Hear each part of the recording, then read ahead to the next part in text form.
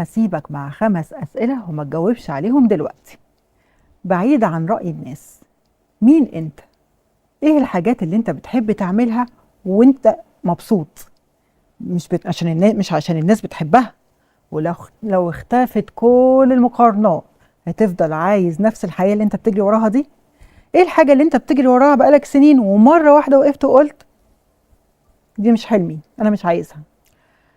ولو بدأت من جديد، هتختار النهاردة نفس الطريق اللي انت كنت ماشي فيه؟ سيب الأسئلة دي معاك النهاردة. يمكن طول الحلقة كنا بندور على إجابات، لكن الأهم إجابة هتسمعها لما تسأل نفسك سؤال مهم وتجرؤ إن أنت تسأله فعلا: أنا مين؟ ولأنك أنت السبب وأنت الحل، فالنجاح دايما، نجاح الحقيقي دايما بيبدأ من جواك.